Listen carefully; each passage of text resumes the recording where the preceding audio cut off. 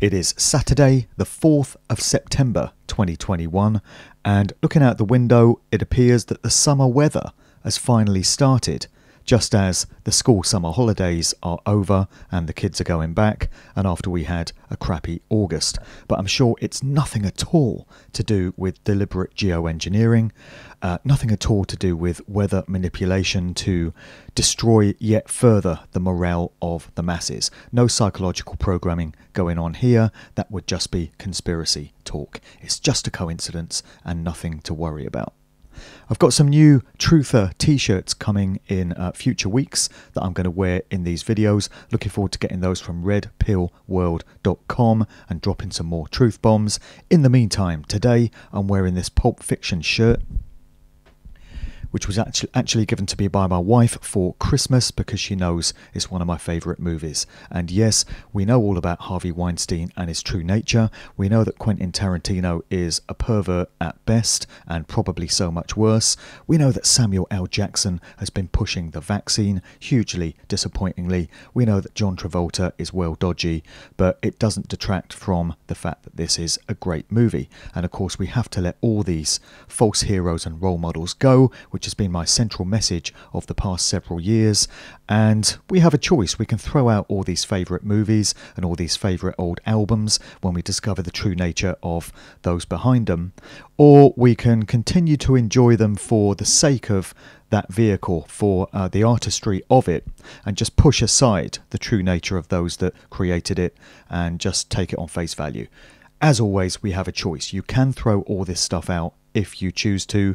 I choose to still enjoy great movies and great albums and great music. I'm able to separate the art from the true nature of the artist, but others may not be. Anyway, I digress. That didn't take long, did it?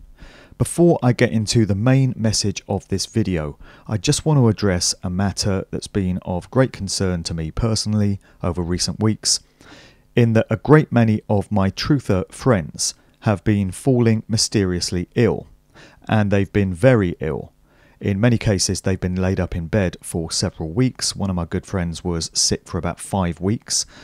Many others have been very seriously ill to the point that they've just not been able to function on a day-to-day basis. And all of my friends are un-V'd because they know better than to take poisonous, toxic material into their bodies. So they've taken that personal responsibility for themselves. And the best guess amongst us is that what's been happening here is that these people have unwittingly been in the vicinity of those that have taken the V. Maybe it's in a social situation, maybe it's in a pub or a restaurant or a shopping centre or something like that. They've been in the immediate vicinity of people that have taken the V. And as a result, their bodies have been shedding this toxic biological material. They've been shedding the spike proteins, according to many medical professionals that have been talking about what's going on here. And it's caused those un-V'd in the vicinity of these people to fall ill as a result of being exposed to this material that they're shedding. So what an ironic situation, what another satanic inversion we have going on here. We're told that those that take the V are going to be safe. They're doing the responsible thing. They're being, good members of the public and taking care of themselves and looking out for others. And the un-V'd are being demonized as irresponsible and outrageous and reckless. But what's been happening is those that have been taking personal responsibility for their own health in not taking this toxic stuff into their bodies have been falling ill anyway as a result of those that should know better but haven't taken it into themselves. So the un-V'd are being affected by the V'd when we're told it's the other way round. And another evil genius aspect of this is that the symptoms these people are displaying are the very symptoms that we're told come from you-know-what. And so this is yet another way of keeping the myth of the you-know-what going by claiming that those that are falling ill as a result of the V'd have actually got new cases of you-know-what. And this can then be used to justify a further rollout of the V agenda. And so it goes on and on and on perpetually until we stop these sick, evil fucks, because they're not going to give up. They're using all their assets. They're using every trick they've got in their toolbook. They're using their lifetime actors as well to spin the propaganda here. So we heard just recently that Joe Rogan has apparently fallen ill from you-know-what. Now, I never trusted this guy in the first place, and I'm very surprised that truthers have ever given him the time of day, because he's not shown any of the credentials that would cement his reputation as a genuine truth-seeking critical thinker as far as I'm concerned. He's the American version of Russell Brand. It's very easy to see through him. Wouldn't surprise me if Russell Brand is going to contract you-know-what very soon as well, because there seems to be a trend emerging here. I was very disappointed to hear that Richard Ashcroft of The Verve has cancelled his appearance at Tunes in the Dunes, this festival that was taking place in Cornwall, as a result, apparently, according to his social media, of him contracting the you-know-what.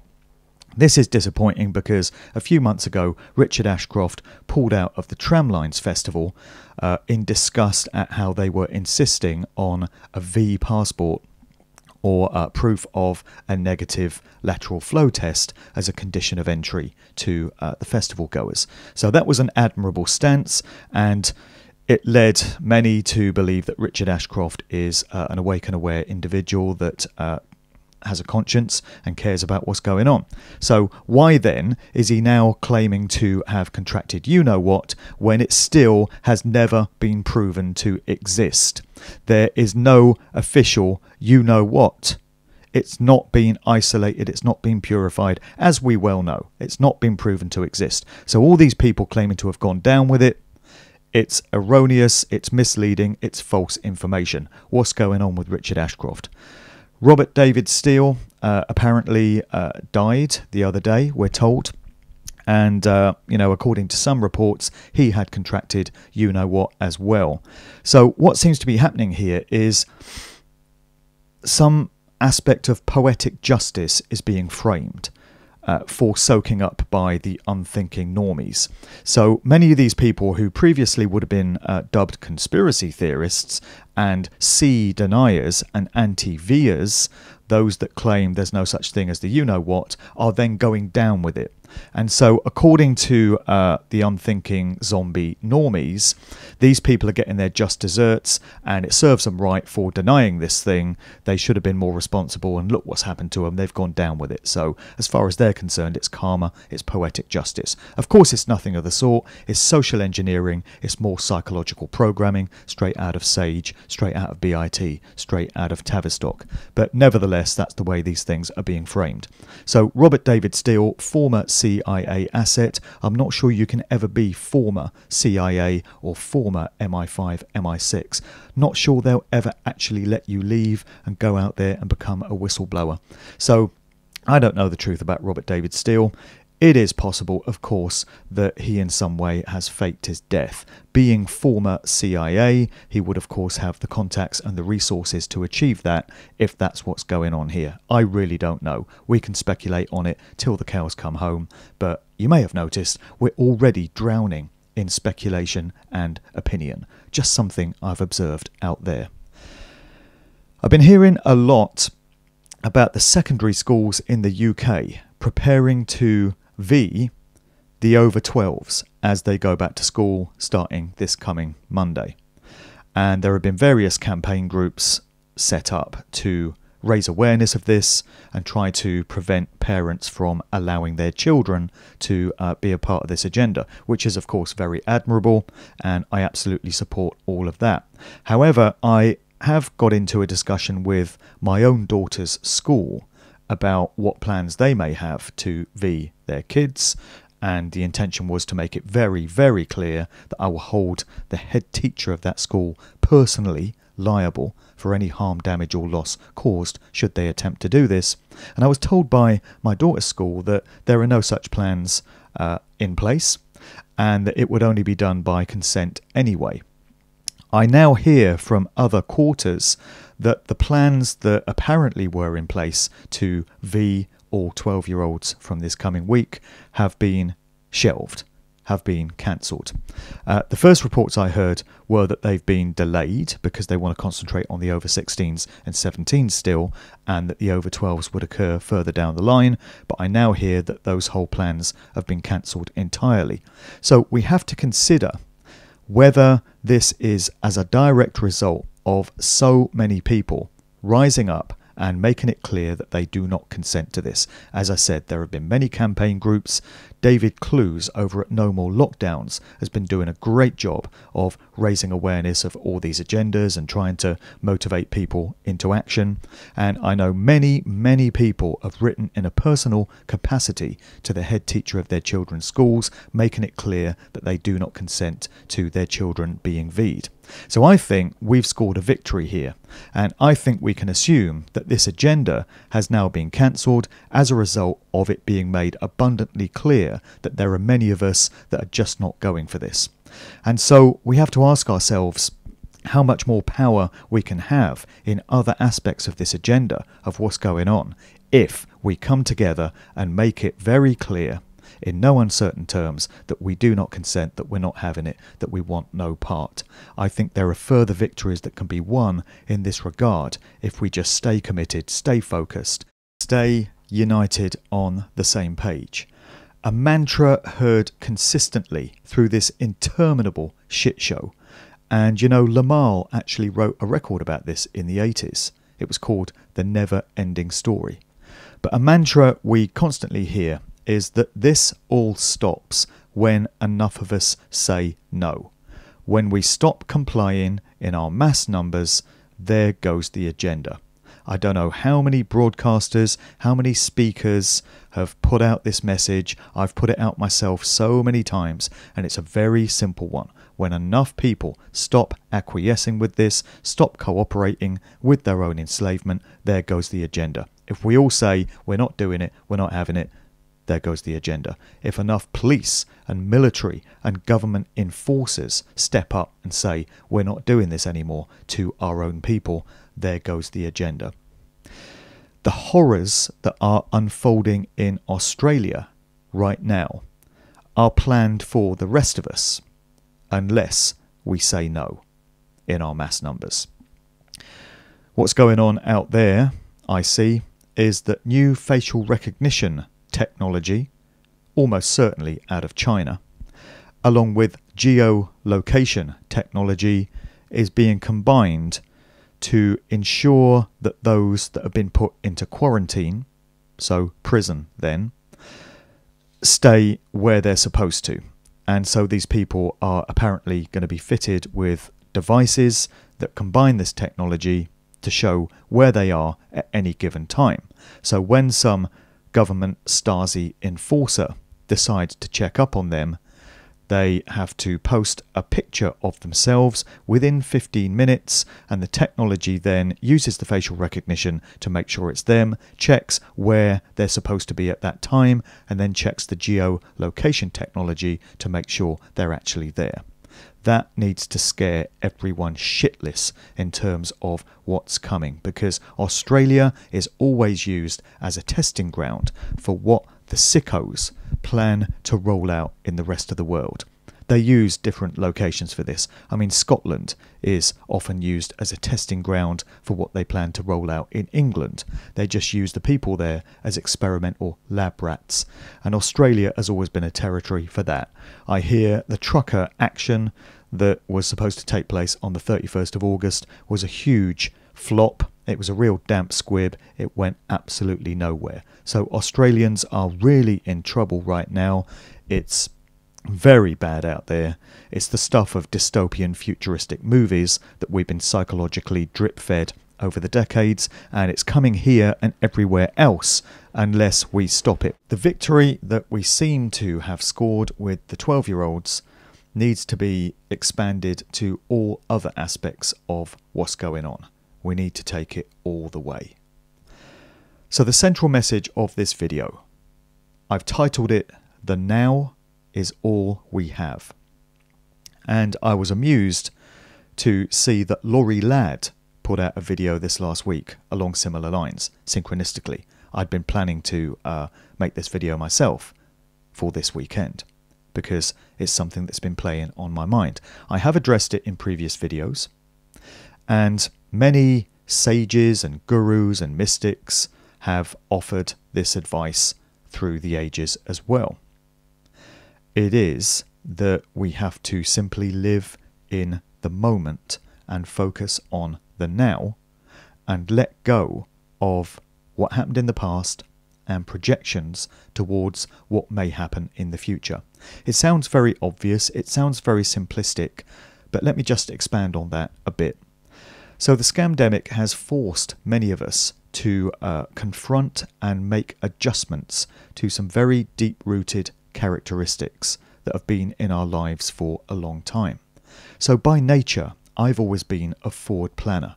I've always been someone who, in previous years, prior to the scamdemic, would have the next 6 months mapped out in my diary. I would know where I'm going, what events I'm going to attend, just generally what's happening in my life in the weeks and months ahead. Over the course of the past 18 months, it's been impossible to do that. It's been completely impractical. You've not been able to plan events because you never know when they're going to have to be cancelled because of venues pulling out, because of changing stupid so-called regulations. You've not been able to plan foreign travel. And this is something that I greatly enjoyed in the before times. I've been very fortunate in my life. My first proper job was working as a magazine editor on a business publication. And as part of that job, I used to travel around. I got sent to events in Japan. I went out to Tokyo 3 times, went to New York a few times, went all over Europe. And I was very young. I was in my early 20s, and that really sparked an interest in foreign travel and seeing the world and all the wonderful experiences and insights that it's got to offer. Then I got into DJing as my main job, as my professional livelihood for 20 odd years, and I was very fortunate to score gigs all over the world. I travelled literally everywhere, and I absolutely loved that. And even since drifting into this truthing lark, which was never in my plans, it just kind of synchronistically happened, I've also been fortunate enough to be invited to conferences and events all over the world as well, and I've travelled up and down the UK giving talks and presentations. It's something I've always enjoyed, and it's something that I've always planned for. I've liked having future trips in the diary that I can look forward to, that I can plan around. Not been able to do that since Convid kicked off either. And it's forced me to appreciate the now moment, because nostalgic pinings for the past do us no good. That's another thing. During these challenging times, I've found myself on many occasions pining for better times that occurred in the past. I can listen to a record, a piece of music that reminds me of fun times in the past, where I was, the kind of people I was around, where I was at that stage in my life. I can think back to places that I previously visited, and it just sparks all these memories in my mind, and I'm kind of transported back there. But when I'm being responsible about it, when I'm being mature about it, I realise there's no value in that, because those times are gone, they're never coming back, and it does me, it does no one any good to wish that they were still around. We have to be sensible about it. We create our own now reality in the moment. The past is never coming back. When we think about the past, we're right here in the now moment. When we project forwards to the future, we're right here in the now moment. As I mentioned, we can't accurately predict or expect what is going to happen in the future. It's very largely out of our hands now. We can project our will and our intent and our imagination to what we wish to physically manifest. That's what these meditations are all about, that I've been trying to curate. But in terms of what's actually going to happen, there are other parties, there are other factors involved here, and we can't accurately get an answer as to where things are going to be in 6 months, 12 months, or even next week. So, by necessity, it becomes very much a case of taking one day at a time. You know, you get up in the morning, just worry about that day. take it as it comes. Many people out there are probably like me in that you go through every possible emotional state during the course of a day. It's still that way with me. I could be having generally a good day. Things are, going pretty well. I'm being productive. A few good things have happened. But there are still going to be moments during that day where I have little pangs of anxiety or maybe anger and rage at all the injustice that's going on. And those moments are there and they pass. Then I can be having days which are pretty bad. I'm not coping very well. But there are going to be moments during that day that are going to bring little pockets of pleasure and enjoyment. It can be something as simple as enjoying a cup of tea or having a beer in the evening or just something pleasurable that occurs. So I'm still going through every possible aspect there, and I'm sure many viewers of this video can relate to that. So it's all there in each day, and we really do just have to get through each day. Don't worry about tomorrow until it's here. There are going to be some aspects of planning that you have to do. I've got some events coming up that I'm going to mention. Obviously, I've had to plan for those, but I've had to let other aspects of forward planning go and just focus on each day and that now moment. And living in the now moment makes it all the more important that we take care of our personal health and well-being, because at any given moment we have to be healthy in body, mind and spirit. This goes back to what I was talking about at the start of the video, with so many good friends of mine falling ill and finding themselves laid up in bed for several weeks and being unproductive as a result, not being able to provide for their families as a result. When that kind of scenario hits, it's pretty disastrous. And there are steps that we can take to try and keep our immune systems boosted as far as possible and stay as holistically healthy as possible. I've addressed many of these in previous videos. Living in the now moment makes that very important. So that's pretty much the message that I wanted to put forward here. I hope that resonates. I hope that makes sense. I hope that's of the moment to many people out there. Got a few announcements. I'm going to be changing the date of the next mass meditation that I want to put together, as I mentioned in the previous video, from 9/9, following the pattern of the previous meditations, 6/6, 7/7 and 8/8.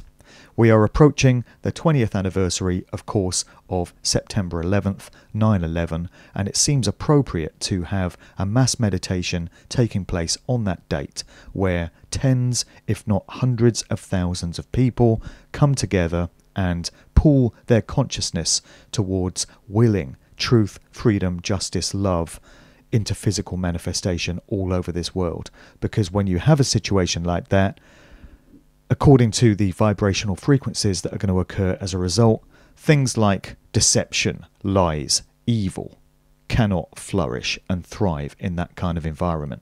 9/11 was used as a mass dark occult ritual by the sick demonic fucks that are running all these agendas that would be our controllers, our owners.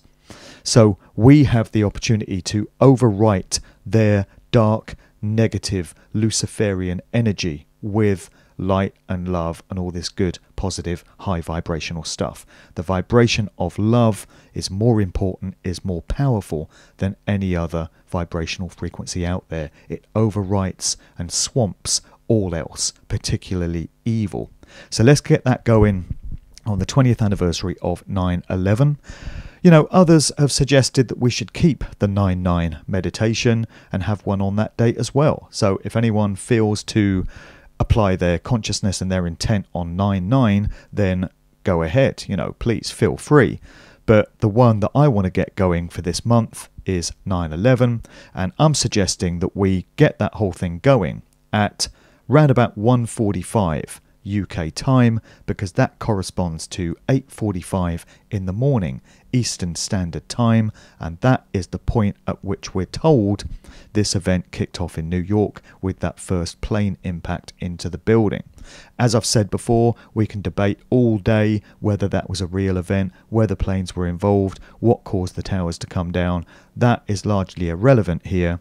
We're just marking that occasion and what it was used for by its creators, and we're using it for our own means. So let's get that going at 8:45 Eastern Standard, which is 1:45 PM UK, and whatever that corresponds to in the rest of the world. Okay, I want to mention again that my Truth Taxi service is available for long journeys in the UK. As viewers may know, I've mentioned it before, I was previously a private hire driver in the before times. That was my job before the scamdemic kicked off, and that job went. But I'm still available, and I still enjoy the opportunity to drive around, get out there, see different places, and take people from point A to point B. So if anyone is in need of a car journey to take them to a particular place, and if they're interested in booking me and my service, I call it the Truth Taxi because you get some good conversation into the bargain as well. We can have a good chat about things as we go. So if anyone's interested in that, I'm very busy for September. Don't really have any availability due to other events, but October and November are looking good. So drop me an email to the address below if you're interested in that service. Something that I need is I'm looking for some office space to work out of, somewhere in the general vicinity of Daventry, Northamptonshire, or Banbury, Oxfordshire. Those towns or roundabout in that general area. Reason for this is that I need to get the work for my upcoming book, Musical Truth Volume 3, finished, and I need some quiet space where I can concentrate and get the writing completed, get the proofreading done, prepare for the typesetting, and generally get that book on target for being out in November, which is what I plan for it. So there's still a fair bit to do, and I do need somewhere that I can go where I can just knuckle down and get that work done. So if anyone has any working space available in those general geographical areas, so the Daventry part of Northamptonshire or somewhere around Banbury or surrounds, please again drop me an email to the address below if you can help out on that front. Got episode 107 of The Sound of Freedom coming soon. This is my conscious music podcast. I need to get another one of these jumping off. I've had so many tracks sent to me by music makers, musicians, producers. Looking forward to collating all of those and getting episode 107 out, so watch out for that. That is hosted on Mixcloud. It's also on my main website, djmarkdevlin.com. Look for the Sound of Freedom section there and you'll find that. In the mailbag, I've really just got one piece of correspondence I want to read out, and there's another event that I wish to address here. So I've been told by many people who were present, and I've also seen a lot of video evidence relating to the Freedom Rally protest event in Newcastle last Saturday, 28th of August. So while the big event was taking place in London, it was another march. This march took a different route, ended up on Clapham Common. I addressed this in the previous video. I felt the numbers were very disappointing. They'd fallen off. But whatever the case, from what I saw, there was no hassle from the police. There was no trouble. The protesters were left to freely go about their business. There were a few parties on Clapham Common at the end of the day. That seems to be a far cry from what happened in Newcastle, which appears to have descended into an insane orgy of violence being dished out by the psychopathic thugs in police uniform. I've seen one video of a guy who appeared to be jogging. He appeared to be not involved in the protest event at all. He's just jogging along the street. He dodges out of the way of a police officer that he sees. Another so-called police officer rugby tackles him from behind, brings him to the ground, and then other officers unleash a police dog on him that starts savaging his face and ripping him apart. This guy was innocent. He was causing no trouble to anyone. He didn't deserve this, and he was far from the only one. From what I hear, this was systematic violence deliberately dished out by these crazed animals. I mean, what the fuck is going through these people's minds? What is wrong with them? Have they been microchipped? Have they been hypnotized or mind controlled to behave in this way? What possesses anyone to want to treat a fellow human being in this way when they've caused them no harm? What is wrong with these people? Let's address a letter that somebody sent in about this. So they've written, 3 days ago, I attended a peaceful freedom protest march in Newcastle upon Tyne. However, it turned out to be the march that was not a march because the police had no intention from the start of letting us march anywhere. Instead, these government thugs deliberately turned a peaceful protest into a kettling event and a police brutality fest. We never got to march as the government thugs kept the protesters kettled in, refusing to let anyone leave as they brutally picked off the main men one by one. The violence carried out by the Northumbria Police was brutal and sickening. One protester was kneeling in front of a line of the government thugs with his arms outstretched, appealing to them. In response, they set a dog onto him. I also have it on good authority that when taken to the hospital, the victim was denied treatment for the dog bite because he refused to wear a mask. It seems that some medical professionals, as well as the police, have abandoned their oaths to protect the people, whatever happened, to do no harm. I feel terrible sadness and distress at the cruel treatment our lads suffered at the hands of those brutish government thugs. They are the true heroes and the real men, standing there in the front line against those bullies with their batons at the ready. It was truly horrifying to witness firsthand just how much they hate us. The way they lay into ordinary citizens with those batons raised to shoulder level makes me sad and furious in equal measure. The worst thing is they seem to be loving it. So it was a far cry from what happened in London, and while the media and all eyes were focused on what was happening in the capital, this was going on in Newcastle. And if the police thugs there are capable of those levels of violence, which was almost certainly by order, they were instructed to treat the people in that way, then this is possible from police forces elsewhere in the UK. Again, it's a sign of what's to come unless we stop it and make it clear that we're not prepared to put up with it. So what we need here is for huge numbers of people to write to Northumbria Police and make it clear that they are shocked, disgusted and outraged by the way in which these absolute savages treated people that were doing them no harm and were actually breaking no law, even according to their own system. We need a torrent and avalanche of correspondence going to Northumbria Police in this regard. I'll try and find an email address that people can use to protest about this, and please let's get this happening in this regard. Just absolutely shocking to hear what happened in Newcastle.